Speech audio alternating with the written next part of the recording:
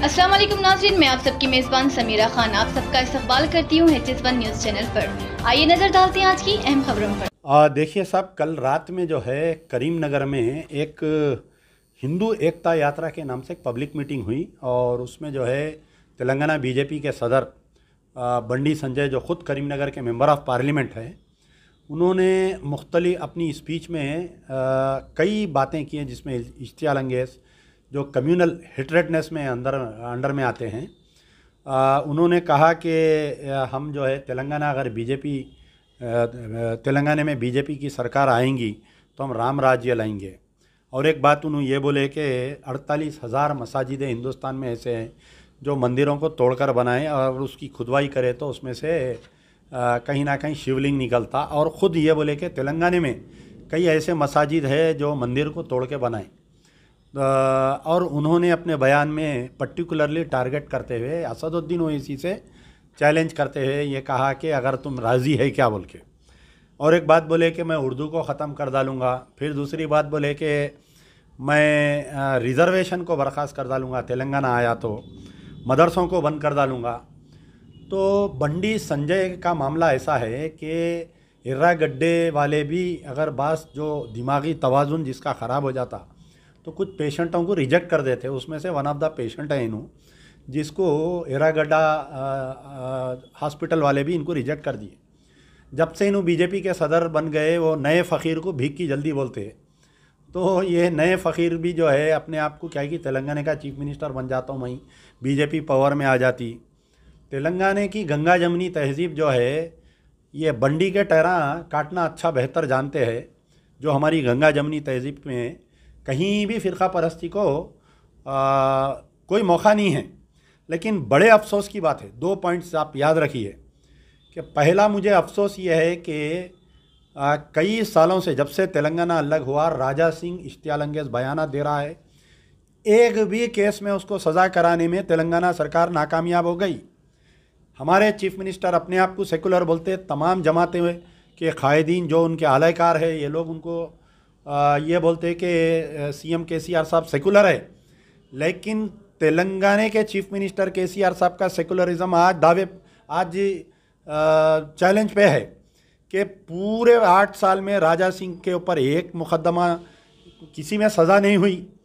दूसरी चीज़, हालिया अकबरुद्दीन ओवैसी का जो बाइज्जत बरी होना, अगर अकबरुद्दीन ओवैसी को सज़ा हो जाती तो बंडी संजय की हिम्मत नहीं होती और राजा सिंह की हिम्मत नहीं होती ऐसे बयान देने की। तो कहीं ना कहीं ऐसा महसूस हो रहा कि खुद चीफ मिनिस्टर साहब ये चाह रही कि इनको छूट दे रही। एक तरफ राजा सिंह को छूट दे रही, एक तरफ अकबरुद्दीन ओवैसी को छूट दे रही, एक तरफ बंडी संजय को छूट दे रही कि तुम ऐसे तेलंगाना का माहौल को ख़राब करो, बयानात दो। आप बताइए मुझे कि एक मामूली सी फेसबुक पे अगर हम पोस्ट डालते हैं तो फौरी पुलिस के 2 गाड़ियाँ आ जाते, आके उठा के लेके जाते। साबिक़ में कई समाजी कारकुनों के साथ हुआ, आप देख सकते हैं कि फौरी पुलिस वाले आए, अरेस्ट करके लेके गए।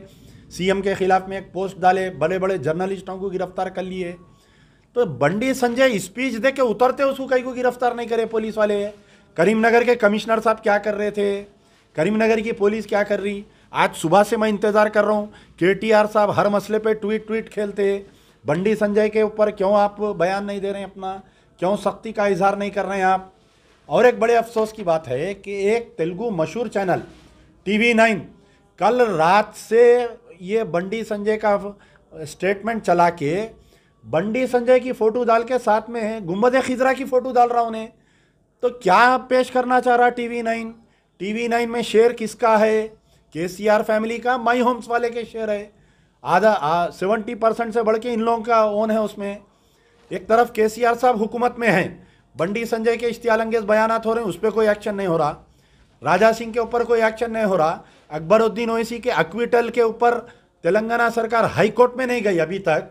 और दूसरी तरफ जो है TV9 जो उनकी फैमिली से ओन है, वो TV9 में ऐसे इश्तियाल अंगेज़ बयानात आ रही। तो क्या मैसेज देना चाह रहे हैं आप बताइए। मजलिस बचाओ तहरीक का मुतालबा है कि बंडी संजय के ऊपर PD एक्ट डाल के 2 साल 3 साल जब तक इलेक्शन ख़त्म नहीं होता इसको अंदर डालना इसको।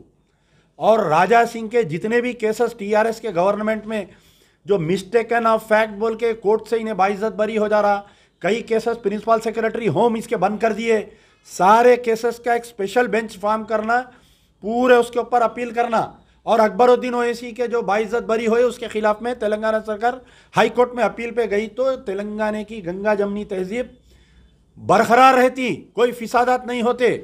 नहीं, अगर ऐसे पागलों के बयानात को अगर केसीआर साहब कंट्रोल नहीं करे, आने वाले इलेक्शन में जैसा कांग्रेस वाले फिरका परस्ती के खिलाफ में लड़ने में नाकामयाब हुए थे आंध्र प्रदेश में और सेंटर में, इसकी वजह से इनकी सरकार चले गई। आने वाले दिनों में केसीआर साहब की भी सरकार जाने वाली है। ये दीवारें 9 लिख लीजिए आप लोग। यार जिंदा सोहत बाकी। मज़ीद तफसीलात के लिए जुड़े रहिए HS1 न्यूज़ चैनल को सब्सक्राइब करें और हमारा वीडियो पसंद आए तो लाइक करें, शेयर करें। तब तक के लिए अल्लाह हाफिज़।